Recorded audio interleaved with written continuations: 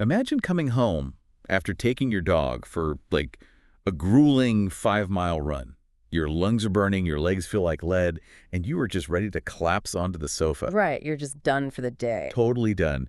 You unclip the leash, expecting your dog to just flop down onto their bed for a well-deserved nap, but instead, your dog immediately starts pacing the living room. Oh yeah, they're not tired at all. Not even a little. Yeah. Eyes wide, breathing steady, and then they proceed to tear up your baseboards because, as far as they're concerned, that 5-mile run was just a mild warm-up. You are exhausted, and your dog is literally just getting started. And that scenario right there is the harsh awakening for countless people who bring a Belgian Malinois into their homes. Yeah. We naturally gravitate toward things that are visible, categorizable, and above all predictable. The classic family dog trajectory. Exactly. You bring a puppy home, teach it to sit, buy a comfortable leash, and just let it blend into the furniture. It's incredibly comforting. But the Malinois, I mean, it just shatters that paradigm completely. It really does. Welcome to the Deep Dive, everyone. Our mission today is to decode one of the most intense, demanding, and ultimately rewarding partnerships in the animal world. It's a fascinating topic. It really is. We are pulling from a great capstone transcript today sourced from the Vital Pet podcast, specifically their Dog Health Academy. And what struck me immediately while reading this is that, well, while this source is ostensibly a lifetime health checklist for a specific breed of dog, it actually reads like a masterclass in dynamic, evolving partnerships. Right. So, okay, let's unpack this. Because it is so incredibly easy to fall in love with the idea of a Belgian Malinois. You scroll through social media, you see these, highly trained athletic dogs scaling 10-foot walls. They're performing incredible, precise obedience work off leash. Exactly. And people see that and think, I want that. But they completely miss the invisible architecture that actually built that reality. What's fascinating here is that the ultimate lesson from our source material isn't a static list of chores. It's not a spreadsheet saying, feed them exactly this many cups or walk them exactly this many minutes. Right. It's not a manual. No, not at all. The source is arguing for adopting a lifelong way of thinking. It's meant to be a roadmap for continuous evolution alongside an animal that will, frankly, constantly test the boundaries of its environment. Which means before we even look at the dog, we really have to hold up a mirror to the human holding the leash. Yeah, self-assessment. Yes. The very first item on this lifelong dog care checklist has absolutely nothing to do with the dog itself. It's entirely about you, the prospective owner, doing a brutal self-assessment. Which is so rare in dog care advice. It is. To me, it feels like buying a high-maintenance manual transmission sports car when you only know how to drive an automatic. And your daily commute consists entirely of sitting in bumper-to-bumper traffic. That's a great analogy. Yeah, right. You don't buy a track car for stop-and-go traffic. So I have to ask, are people just setting themselves up for failure because they prioritize the aesthetic of the breed over the reality of their own lifestyle? Oh, absolutely. Lifestyle compatibility must come before breed selection. The source actually highlights this as the absolute primary cause of friction. Wow, primary cause. Yeah, this breed asks its owner to adapt significantly. It requires a genuine, sustained interest in training, engagement, and consistency. Not just on the weekends. Right. Every single day. If you fall in love with the viral video version of the dog but can't honestly say your daily life supports what that idea requires, the time, the emotional bandwidth, the physical energy, you are setting both yourself and the animal up for failure. That manual transmission sports car is going to stall out at every intersection if you refuse to learn how to use the clutch. Exactly. It's an act of empathy, really, to admit that your current life might not fit the dog's needs. That's a powerful way to frame it, empathy. But, okay, let's say you pass that self-assessment. You bring a Malinois puppy home. The source distills those early months into a specific underlying principle, and it goes way beyond just, teaching them to sit or stay or not chew your favorite shoes. Yes. The core principle during puppyhood is confidence building through controlled experience. Controlled experience. Right, or what trainers often call environmental desensitization. We really have to look at how these dogs are wired. Malinois puppies are naturally highly alert because they've been genetically selected for intense situational awareness. They don't miss a thing. Nothing. They are bred to scan their environment for Threats, anomalies, changes. Because their baseline is to notice absolutely everything, a normal living room can feel like a chaotic sensory overload to them. Oh, wow. So just a TV and some kids running around is a lot. It's massive. They need to learn that the world is manageable. So you aren't just barking commands at them. You are actively proving to the dog that you are a safe, capable leader in a chaotic environment. Yes. You're building like a psychological safety net for a creature that is genetically wired to be on high alert all the time. That's exactly it. If a garbage truck goes by, they aren't just hearing a loud noise. Their nervous system is asking, is this a threat? And they're looking directly to you for the answer. Right. And if you get that foundation right, helping this sensitive, hyper-alert creature feel secure, so much of what follows in their adult life becomes significantly easier. Because they trust you. Exactly. They learn to look to you for direction rather than reacting blindly to their environment. You literally act as a filter for their nervous system. Here's what gets really interesting to me. I always assume that if you have a hyperactive working dog, the goal is simply to exhaust them. You run them, you play fetch for 3 hours, you put a weighted vest on them and take them hiking. The exhaustion method. Yeah. Wait, if a dog is bursting with energy, isn't the primary goal to just physically drain the tank so they finally settle down? You would think so, but the source strongly refutes that approach using a specific principle, which is balance over volume. Balance over volume. Okay. A Malinois doesn't actually need endless grueling activity. If you rely solely on physical exhaustion, you run into the biological reality of cortisol stacking and arousal levels. Okay, let's dig into that. What exactly is cortisol stacking? Because I think a lot of people just picture a dog getting physically tired, like a human, after a long run. Right, but it's very different. When you throw a ball for 3 hours straight, you aren't just working the dog's muscles, you are flooding their system with adrenaline and cortisol. Oh, the stress hormones? Exactly. Stress hormones that put the dog in a state of high arousal, basically a fight or flight mode. And those hormones don't just instantly vanish the moment you put the ball away. They linger. They can take hours, sometimes even days, to fully clear the bloodstream. Wait, days? Yes. If you do this every single day, the baseline cortisol level rises. The nervous system never actually learns to downregulate.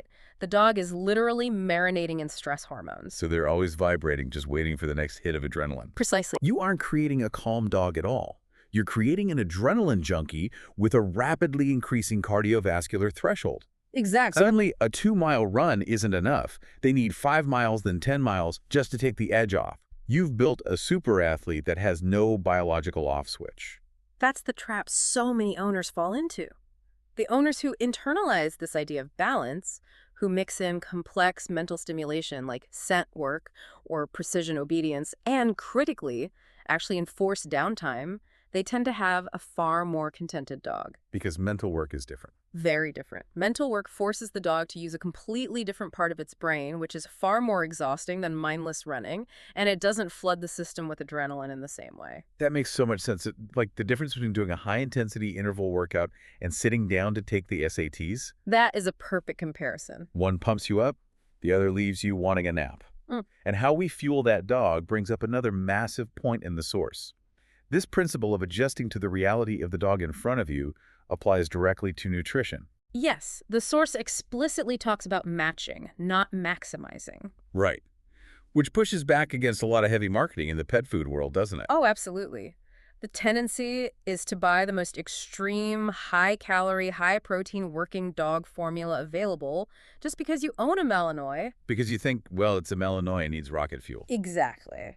But you don't feed an idealized version of an athletic breed. You feed based on what the individual dog is actually doing at that exact stage of life. Right.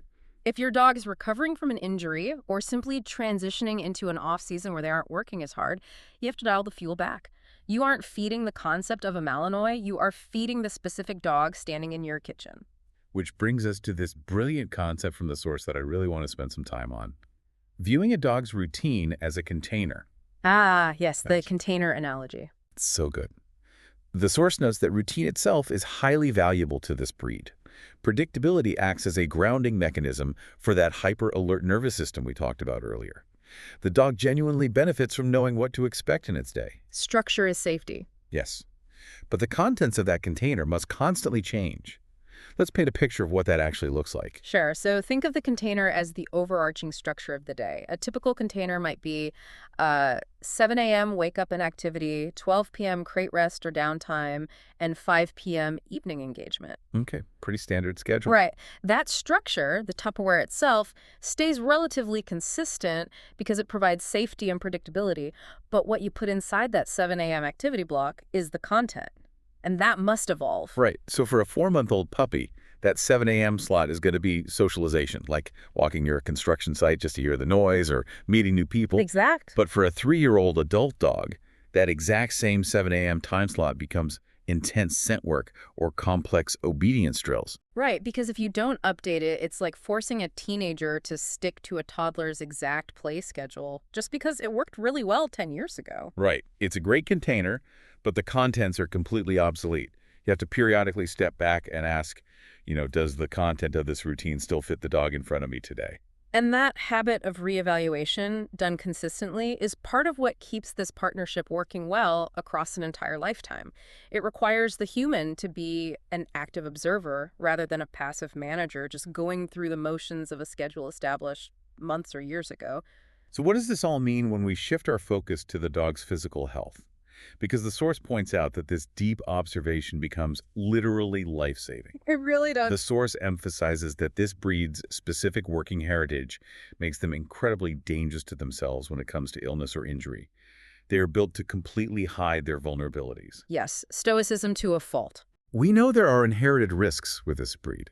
The source specifically mentions hips, elbows, eyes, and seizure activity. Are owners supposed to just live in a constant state of paranoia? Well, if we connect this to the bigger picture, we have to look at why they hide pain in the first place. Generations of breeding created a dog selected for intense, demanding work, often military or police work. High-stakes environments. Exactly. In those high-stakes environments, a dog that stops working because it stubbed its toe or has a sore hip is a massive liability. Consequently, humans selectively bred the dogs with the highest drive. And that drive overrides everything else. Yes.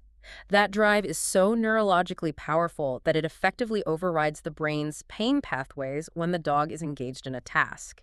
They will literally push through a torn ligament if there is a ball to chase or a job to do. That is terrifying. It is. Because by the time a Malinois is actually limping or audibly whining, they are probably in a massive amount of physical agony. They've been hiding a deteriorating hip or a torn muscle for months just to keep working with you.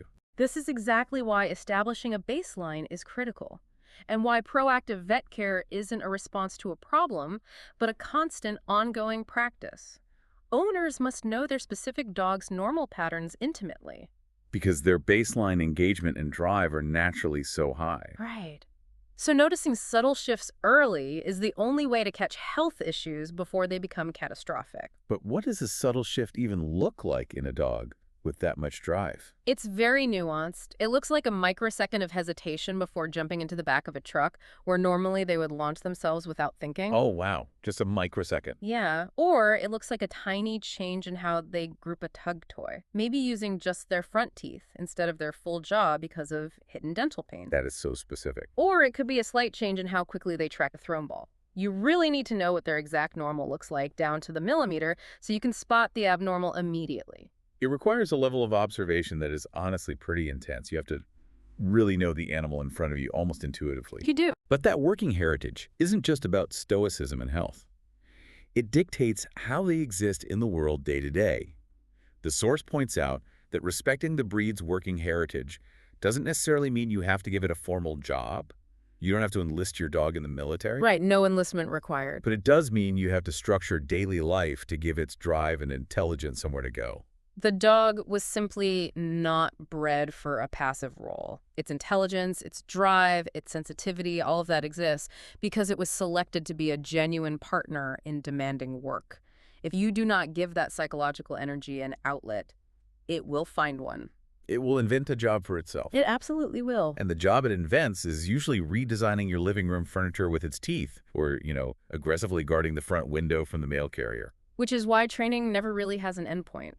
It's a common misconception that training is a checklist where you teach, sit, stay, and heal during their first year, and then you're just done for the next decade. Right.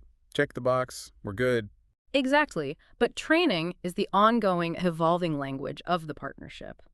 The relationship keeps evolving, and staying engaged with that evolution, rather than assuming the job is done, is what keeps the partnership strong for years. It's how you communicate with an animal that is literally desperate to communicate with you. Okay, I have to push back here. Sure. I'm going to put myself in the shoes of someone listening to this right now. Tracking minute baseline behaviors, constantly analyzing arousal levels and cortisol stacking, providing continuous mental stimulation, updating the contents of the container every few months, and acting as a flawless psychological safety net. It's a lot. It sounds like an impossibly high bar. Yeah. Is this just a recipe for burnout? Do you have to be a flawless, professional-level robot handler 24/7 to make this work? Because I'm exhausted just trying to keep track of all these requirements. I hear that. But this is where the source delivers its most freeing and practical takeaway, which really grounds this entire philosophy. Okay, what is it? You do not need to be perfect.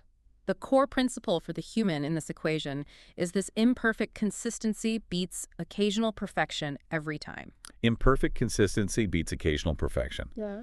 That takes a massive amount of pressure off. It does. The breed doesn't need a flawless owner. It needs a reliable one.